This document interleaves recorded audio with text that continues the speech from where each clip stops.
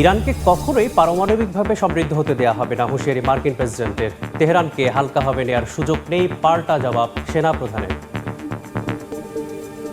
যুদ্ধবন্ধে প্রথমবারের মতো বৈঠকে বসছে রাশিয়া, ইউক্রেন ও যুক্তরাষ্ট্র। পাল্টাপাল্টি হামলা অব্যাহত। মস্কোতে আক্রমণের দায় স্বীকার কিয়েভের। গ্রিনল্যান্ড নিয়ে অবশেষে ট্রাম্পের নরম সুর। ন্যাটো মহাসচিবের সঙ্গে ডেনমার্ক যুক্তরাজ্যের চরম বিরোধ। সার্বভৌমত্ব নিয়ে কোনো দর কষাকষি নয়। ট্রাম্পের গাজা শান্তি পরিষদে 25টিরও বেশি দেশের যোগদান। বেশিরভাগই মুসলিম দেশ, থাকছে না ফ্রান্স। উপত্যকায় ইসরায়েলি হামলায় নিহত 4। এবং যুক্তরাষ্ট্রে ওয়ারেন্ট ছাড়াই অভিবাসীদের ঘরে ঢুকে অভিযান চালাতে পারবে আইসিআই। ট্রাম্প প্রশাসনের নতুন নির্দেশনা। মিনেসোটায় শিশুকে আটক করায় তীব্র সমালোচনা। ইরানকে আর কখনোই পারমাণবিকভাবে সমৃদ্ধ হতে দেয়া হবে না বলে হুঁশিয়ারি দিয়েছেন মার্কিন প্রেসিডেন্ট ডোনাল্ড ট্রাম্প। কর্মসূচি পুনরায় শুরু হলে সামরিক হামলার হুঁশিয়ারিও দেন তিনি। ট্রাম্পের দাবি, ওয়াশিংটনের সঙ্গে আলোচনায় প্রস্তুত তেহরান। অন্যদিকে ইরানকে হালকাভাবে নিয়ে ভুল না করার পরামর্শ দিয়েছেন দেশটির সেনাপ্রধান।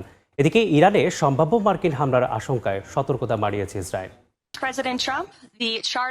শান্তি পরিষদের উদ্বোধনী অনুষ্ঠানেও ইরান ইস্যুতে কড়া বার্তা দিলেন মার্কিন প্রেসিডেন্ট ডোনাল্ড ট্রাম্প। সুইজারল্যান্ডের দাভোসের এই অনুষ্ঠানে ট্রাম্প বলেন, গেল বছরে মার্কিন হামলার পর থেকেই আর ঘুরে দাঁড়াতে পারেনি ইরানের পারমাণবিক কর্মসূচি। যুক্তরাষ্ট্রের সঙ্গে আলোচনায় বসার জন্য ইরান প্রস্তুত আছে বলেও দাবি তার।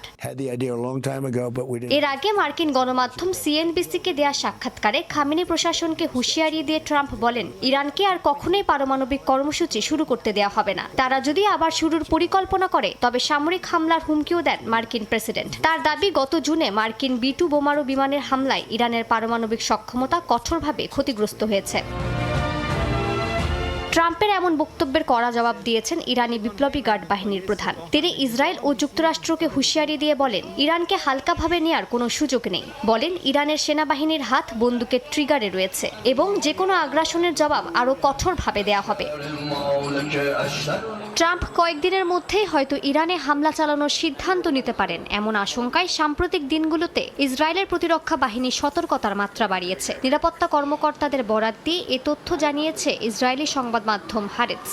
সংশ্লিষ্ট কর্মকর্তারা বলছেন, ওয়াশিংটন থেকে এমন কোনো সিদ্ধান্তের বিষয়ে প্রকাশ্যে এখনো কোনো ইঙ্গিত না থাকলেও ইসরায়েলি প্রতিরক্ষা কর্তৃপক্ষ সম্ভাব্য আসন্ন হামলার বিষয়টি গুরুত্বের সঙ্গে বিবেচনা করছে এবং বিভিন্ন পরিস্থিতির জন্য দেশের অভ্যন্তরীণ নিরাপত্তা ও সামরিক বাহিনীকে প্রস্তুত রেখেছে। ইউক্রেন যুদ্ধ বন্ধে প্রথমবার ত্রিপাক্ষিক বৈঠকে বসতে যাচ্ছে রাশিয়া, ইউক্রেন ও যুক্তরাষ্ট্রের প্রতিনিধিরা।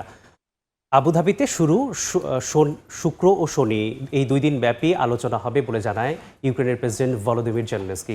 এর মধ্যেও অব্যাহত রয়েছে পুতিন ও জেলেনস্কি বাহিনীর পাল্টাপাল্টি হামলা। ইউক্রেনের দিনপ্র ও ক্রিভিরি শহরে ড্রোন ও ক্ষেপণাস্ত্র হামলায় অন্তত 19 জন আহত হয়েছেন। এদিকে গেল বৃহস্পতিবার মস্কোর তেল টার্মিনাল ও কয়েকটি রাডার স্টেশনে হামলার দায় স্বীকার করেছে কিয়েভ। স্থানীয় সময় বৃহস্পতিবারও ইউক্রেনে ব্যাপক ড্রোন ও ক্ষেপণাস্ত্র হামলা চালিয়েছে রাশিয়া। এতে দিনিপ্র ও ক্রিভিরি শহরে বেশ কয়েকজন হতাহত হন। ক্ষতিগ্রস্ত হয় কয়েকটি আবাসিক ভবনও। গুরুত্বপূর্ণ অবকাঠামো ধ্বংস হয়ে যাওয়ায় বিদ্যুৎহীন হয়ে পড়ে হাজার হাজার মানুষ। শুধু কিয়েভেই 3000 ভবনের বাসিন্দা 0 ডিগ্রি তাপমাত্রায় হিটিং ব্যবস্থা ছাড়াই দিন পার করছেন। বন্ধ হয়ে গেছে সেখানকার বেশ কয়েকটি শিক্ষা প্রতিষ্ঠানও। এর মধ্যেই লভিভ অঞ্চলে মস্কোর ক্ষেপণাস্ত্র হামলার পর গোপনে তথ্য সংগ্রহকারী 2 রুশ এজেন্টকে গ্রেপ্তার করেছে ইউক্রেনের নিরাপত্তা বাহিনী। এদিকে গেল বৃহস্পতিবার রাশিয়ার একটি তেল টার্মিনালের পাশাপাশি ক্রিমিয়ার রাডার স্টেশনগুলোতেও হামলা চালানোর কথা নিশ্চিত করেছে ইউক্রেন। কিয়েভের সামরিক বাহিনীর জেনারেল স্টাফ দাবি করেন, ওই হামলায় মস্কোর তেল ও অস্ত্র স্থাপনা ব্যাপক ক্ষতিগ্রস্ত হয়েছে। এতে প্রাথমিক ক্ষয়ক্ষতি প্রায় $50 মিলিয়ন হতে পারে বলে ধারণা দেশটির স্থানীয় প্রশাসনের। অন্যদিকে ভূমধ্যসাগর থেকে রাশিয়ার একটি তেল ট্যাঙ্কার জব্দের দাবি করেছে ফরাসি নৌবাহিনী। এটি আন্তর্জাতিক নিষেধাজ্ঞা অমান্য করে তেল পরিবহন করছিল বলে ধারণা করা হচ্ছে। অভিযানটি একাধিক মিত্র দেশের সহায়তায় পরিচালিত হয়েছে বলে জানিয়েছেন ফরাসি প্রেসিডেন্ট ইমানুয়েল ম্যাখো। এমন পরিস্থিতিতে কিয়েভ মস্কো যুদ্ধ বন্ধে যুক্তরাষ্ট্রের মধ্যস্থতায় রাশিয়া ইউক্রেন ও মার্কিন কর্মকর্তাদের প্রথম ত্রিপাক্ষিক বৈঠক শুরু হতে যাচ্ছে। ইউক্রেনের প্রেসিডেন্ট ভলোদিমির জেলেনস্কি জানান, আবুধাবিতে শুক্র ও শনিবার ওই বৈঠক অনুষ্ঠিত হবে। এর আগে সুইজারল্যান্ডের দাভোসে ট্রাম্পের সঙ্গে বৈঠকে ইউক্রেন যুদ্ধ ইস্যুতে নিরাপত্তা নিশ্চয়তা শর্তাবলী চূড়ান্ত এবং যুদ্ধ পরবর্তী অর্থনৈতিক পুনর্গঠন চুক্তিও প্রায় প্রস্তুত বলে জানিয়েছিলেন জেলেনস্কি। দাভোসে বিশ্ব অর্থনৈতিক ফোরামে অংশ নিতে আসা দেশ ও সংগঠনের মধ্যেও ইউক্রেনের প্রতি ইতিবাচক মনোভাব লক্ষণীয় ছিল। দেশটিকে সামরিক সহায়তা অব্যাহত রাখার বিষয়ে জোর দিয়েছেন ন্যাটো মহাসচিব মার্ক রুটে সহ অন্যান্য ইউরোপীয় নেতারাও। গ্রিনল্যান্ড ইস্যুতে মার্কিন প্রেসিডেন্ট ডোনাল্ড ট্রাম্প হুমকি ধামকি থেকে সরে আসায় স্বস্তি প্রকাশ করেছেন ইইউ নেতারা। ট্রাম্পের প্রশংসায় পঞ্চমুখ ন্যাটো মহাসচিব মার্ক রুট। মিত্র দেশগুলোকে ট্রাম্পের উদ্বেগের বিষয়টিকে গুরুত্ব দেওয়ার কথা বলেন তিনি। এদিকে দ্বীপটিকে ঘিরে ন্যাটো মহাসচিবের সঙ্গে ডেনমার্ক ও যুক্তরাজ্যের মধ্যে দেখা দিয়েছে চরম মতানৈক্য। ইউরোপীয় দেশগুলো স্পষ্ট করে বলছে নিরাপত্তা নিয়ে আলোচনা হতে পারে, কিন্তু সার্বভৌমত্ব নিয়ে কোনো আপোষ নয়। গ্রিনল্যান্ড দখলে হুমকি ধামকির পর সম্প্রতি সুর নরম করেছেন মার্কিন প্রেসিডেন্ট ডোনাল্ড ট্রাম্প। স্থানীয় সময় বৃহস্পতিবার ন্যাটোর সঙ্গে একটি কাঠামোগত চুক্তি হলে যুক্তরাষ্ট্র গ্রিনল্যান্ডে পূর্ণ ও স্থায়ী প্রবেশাধিকার পাবে বলে দাবি করেন ট্রাম্প। এই প্রবেশাধিকারের কোনো সময়সীমা থাকবে না বলেও জানান তিনি। গ্রিনল্যান্ড ইস্যুতে আলোচনায় অগ্রগতি হয়েছে উল্লেখ করে ভাইস প্রেসিডেন্ট জেডি ভ্যান্স বলেন, ট্রাম্প কোনো বিষয়ে সিদ্ধান্ত নিলে তা বাস্তবায়ন করে থাকেন। এদিকে স্কাই নিউজকে দেয়া এক সাক্ষাৎকারে প্রেসিডেন্ট ডোনাল্ড ট্রাম্পের প্রশংসা করেছেন ন্যাটো মহাসচিব মার্ক রুটে। ট্রাম্পের প্রতি ইতিবাচক মনোভাব দেখিয়ে মিত্র দেশগুলোকে ট্রাম্পের উদ্বেগের বিষয়ে গুরুত্ব দিয়ে শোনার কথা বলেন তিনি। জানান, আর্কটিক অঞ্চলে রাশিয়া ও চীনের প্রভাব ঠেকাতে চলতি বছরেই নিরাপত্তা উপস্থিতি বাড়াতে ন্যাটো দেশগুলো কাজ শুরু করবে। এর আগে দাভোসে বিশ্ব অর্থনৈতিক ফোরামের ফাঁকে ডোনাল্ড ট্রাম্পের সঙ্গে বৈঠক করেন রুটে। তবে ট্রাম্পের দাবির তীব্র বিরোধিতা করেছে ডেনমার্ক সরকার। দেশটির প্রধানমন্ত্রী মেটে ফ্রেডেরিকসেন বলেছেন, নিরাপত্তা, বিনিয়োগ বা অর্থনীতি নিয়ে আলোচনা হতে পারে, কিন্তু ডেনমার্ক বা গ্রিনল্যান্ডের সার্বভৌমত্ব নিয়ে কোনো দর কষাকষি নয়। ন্যাটোর সমালোচনা করে সংগঠনটি ডেনমার্ক বা গ্রিনল্যান্ডের পক্ষে কোনো চুক্তি করতে পারে না বলে ক্ষোভ প্রকাশ করেছেন ড্যানিশ প্রতিরক্ষা মন্ত্রীও। এমন পরিস্থিতিতে ব্রিটিশ প্রধানমন্ত্রী কিয়ার স্টারমার স্পষ্টভাবে জানিয়ে দিয়েছেন, গ্রিনল্যান্ডের ভবিষ্যৎ নির্ধারণ করবে সেখানকার মানুষ ও ডেনমার্ক। কোনো চাপের কাছে যুক্তরাজ্য নতি স্বীকার করবে না বলেও সাফ জানান তিনি। এদিকে ডোনাল্ড ট্রাম্প গ্রিনল্যান্ড নিয়ে হুমকি থেকে সরে আসায় স্বস্তি প্রকাশ করেছেন ইইউ নেতারা। বৃহস্পতিবার ব্রাসেলসে জরুরি শীর্ষ বৈঠকে তারা বলেন, ওয়াশিংটনের সঙ্গে ইউরোপের সম্পর্ক গুরুত্বপূর্ণ হলেও সাম্প্রতিক ঘটনা প্রবাহে প্রভাব পড়েছে। ট্রাম্পের গাজা শান্তি পরিষদে এখন পর্যন্ত 25টিরও বেশি দেশ যোগদান করেছে। বেশিরভাগই মুসলিম দেশ। পরিষদে যোগ দিচ্ছেন না ফ্রান্স। বাইডেন প্রশাসনের সময় যুক্তরাষ্ট্রের ফ্রিজ হওয়া রুশ অর্থ শান্তি পরিষদে অনুদান হিসেবে দিতে ট্রাম্পকে প্রস্তাব দিয়েছেন পুতিন। বোর্ডে রুশ প্রেসিডেন্ট থাকায় উদ্বেগ প্রকাশ করেছেন ব্রিটিশ প্রধানমন্ত্রী কিয়ার স্টারমার। এদিকে গাজায় অব্যাহত ইসরায়েলি হামলায় নিহত হয়েছেন আরও 4 ফিলিস্তিনি। যুদ্ধবিরতি কিংবা আন্তর্জাতিক শান্তি উদ্যোগ কোনোটি থামাতে পারছে না গাজায় চলমান সহিংসতা। স্থানীয় সময় বৃহস্পতিবারও গাজার বিভিন্ন স্থানে হামলা চালিয়েছে দখলদার ইসরায়েলি বাহিনী। এতে নতুন করে কয়েকজন হতাহত হয়েছেন। পাশাপাশি তীব্র শীতে প্রাণ হারিয়েছে নবজাতকও। একই সময় দখলকৃত পশ্চিম তীরেও অভিযান জোরদার করেছে ইসরায়েলি বাহিনী। জেনিন, নাবালাস, জেরিকো, বেথেলহেম ও তুবাস গভর্নরেটে রাতভর অভিযানে কয়েকজন ফিলিস্তিনি গ্রেপ্তার হয়েছে। এতে অঞ্চল জুড়ে উত্তেজনা আরও বেড়েছে। গাজায় শান্তি ফেরাতে বোর্ড অব পিস গঠন করেছে মার্কিন প্রেসিডেন্ট ডোনাল্ড ট্রাম্প। শুরুতে এটি উপত্যকাটির যুদ্ধবিরতি তদারকির জন্য গঠনের পরিকল্পনা হলেও এখন এর পরিধি বাড়িয়ে আন্তর্জাতিক সমাধানের দিকে হাঁটছেন ট্রাম্প, যার স্থায়ী সদস্য হতে প্রতিটি দেশকে গুনতে হবে $100 কোটি।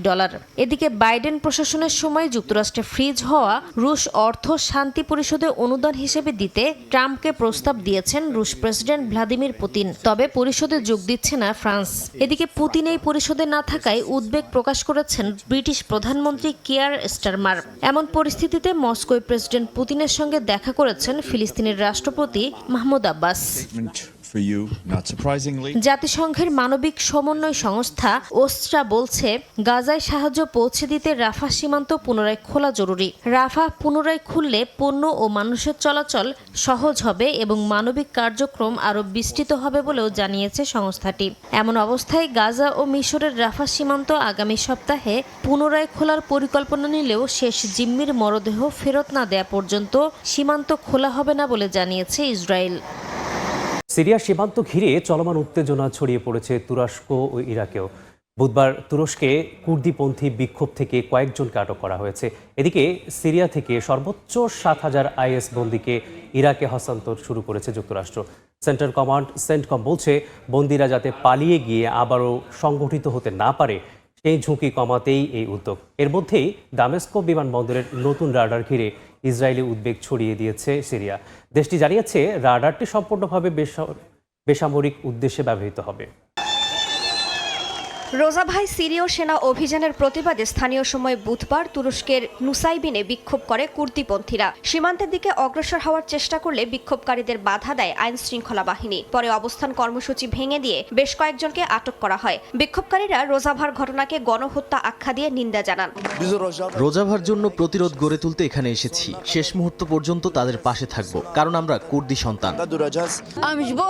রোজাভার জন্য সবাইকে একত্রিত হতে হবে, কুর্দিদের জেগে উঠতে হবে। আমরা রোজাভায় গণহত্যা ও হামলা নিন্দা জানাই। বিশ্বের কোনো রাষ্ট্রেরই এই গণহত্যা মেনে নেওয়া উচিত। একই দিন ইরাক সীমান্তের কাছে আল হোল ক্যাম্প থেকে কুর্দি নেতৃত্বাধীন সিরিয়ান ডেমোক্রেটিক ফোর্স সরে যাওয়ার পর সেখানে নিরাপত্তার দায়িত্ব নেয় সিরীয় বাহিনী। বছরের পর বছর এই ক্যাম্পের নিয়ন্ত্রণ ছিল কুর্দি বাহিনীর কাছে। এদিকে সিরিয়ার উত্তর পূর্বাঞ্চলের কারাগারগুলো থেকে ইসলামিক স্টেটের 7,000 বন্দীকে ইরাকে স্থানান্তরের প্রক্রিয়া শুরু করেছে মার্কিন সামরিক বাহিনী। যুক্তরাষ্ট্রের সেন্ট্রাল কমান্ড সেন্টকম জানিয়েছে তারা এরই মধ্যে হাসাকা প্রদেশ থেকে 150 জন আইএস যোদ্ধাকে ইরাকের একটি নিরাপদ স্থানে স্থানান্তর করেছে। সেন্টকম বলছে বন্দীরা যাতে পালিয়ে গিয়ে আবারও সংগঠিত হতে না পারে সেই ঝুঁকি ঠেকাতে এই পদক্ষেপ। তবে মানবাধিকার সংস্থা রিপ্রিভ সতর্ক করেছে বন্দীরা ইরাকে নির্যাতন ও মৃত্যুদণ্ডের ঝুঁকির মুখে পড়তে পারেন।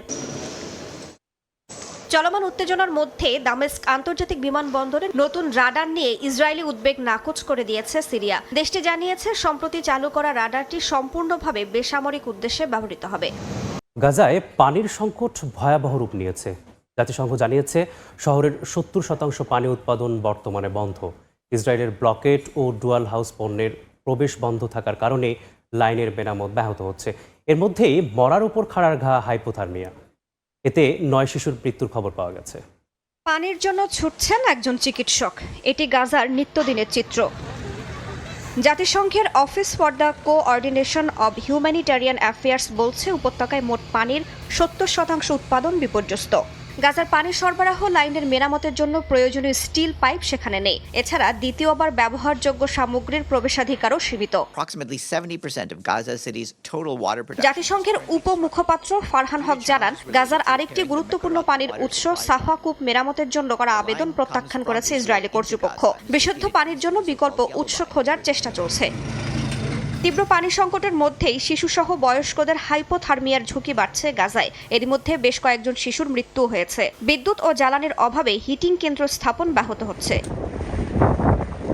ইসরায়েল গাজার দক্ষিণ ও পূর্ব সীমান্ত অঞ্চল সহ উত্তরাঞ্চলের বড় অংশে নিয়ন্ত্রণ বজায় রেখেছে। সাম্প্রতিক যুদ্ধবিরতির পরও ইসরায়েলের কঠোর সীমাবদ্ধতার কারণে খাদ্য, আবাসন ও চিকিৎসা সামগ্রীর প্রবেশ ব্যাহত হচ্ছে। মানবিক সংকটে উপত্যকার 24 লাখ মানুষ।